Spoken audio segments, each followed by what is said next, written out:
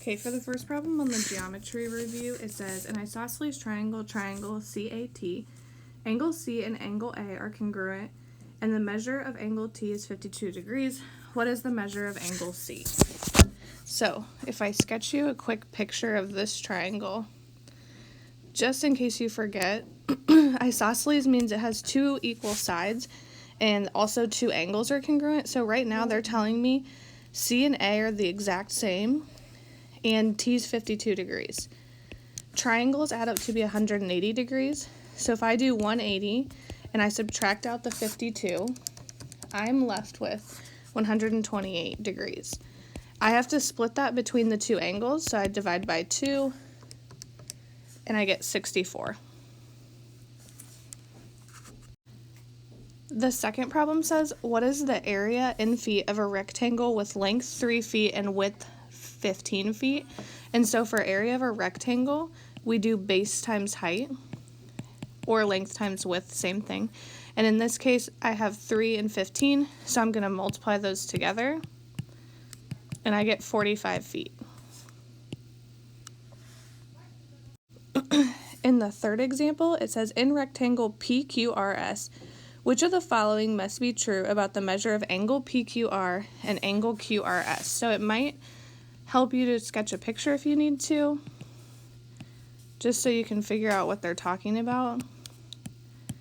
So here's PQRS.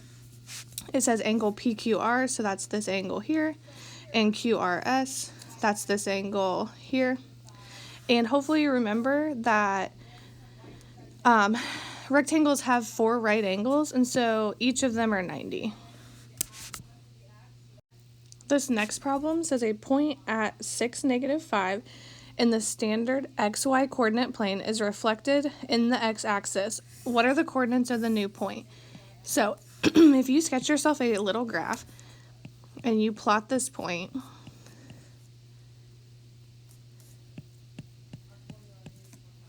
your point would be here. This is the x-axis and this is the y-axis. And if they want you to reflect across it, you just count to the x-axis. So I would count up 5, and then I want to count the other direction 5. And so my new point would be at 6, 5. This problem says the interior dimensions of a cube are 5 inches by 5 inches by 5 inches. What is the volume in cubic inches of the interior of the cube? So if I just sketch you a quick picture, here I have a cube. It's 5 by 5 by 5. If we want to find volume of a cube, we do length times width times height. So I'm going to multiply 5 times 5 times 5. And that's 125. This example says, in the standard xy coordinate plane, point M with coordinates 3, 7 is the midpoint of PQ, and P has coordinates 1, 9. What are the coordinates of Q? So I just made a quick sketch for you. So here's the line that they're talking about. I have PQ, M is in the middle, P's at 1, 9, and M is at 3, 7.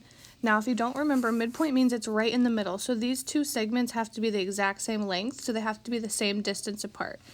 If you kind of just look at your x values, to get from 1 to 3, I had to add 2. So I would do the same thing to get to this x value. So I would take this 3, add 2, that gets me 5. Same thing with the y's. If I look at the y values, I have 9 and then 7. So to get from 9 to 7, subtracted 2. So I want to do the same thing here, and that gets me 5. So this point would be at 5, 5. This problem says, in the isosceles right triangle below, PQ equals 7 inches, what is the length in inches of PR?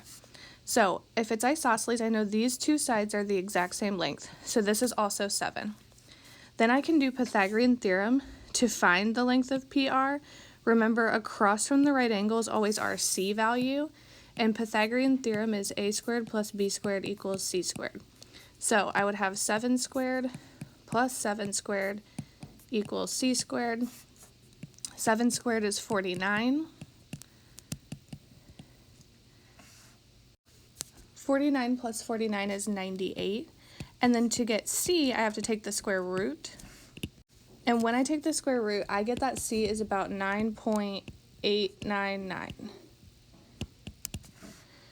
So I don't see that as an answer option, but I definitely know it's not C, D, or E. So I'm just going to type this into my calculator, 7 square root of 2. And I see that 7 square root of 2 is the same as 9.899. So this is my answer. On this last problem in the geometry section, it says, in the figure below, adjacent sides meet at right angles, and the lengths are given in inches. What is the perimeter of the figure in inches? So if I focus on this left side first, you can see that this section here is 20, and this section is 10. So this entire length here is 30. If you look at the other side, the exact same thing happens. They're split into different sections. They're not 20 and 10 necessarily, but they do span the same length as 30. So it's also 30, it's just split up differently. If you look at the top, you have a section that's 50. And then if you focus on the bottom, these three pieces aren't, each 50, but they still span the same length. So this bottom section here is still 50.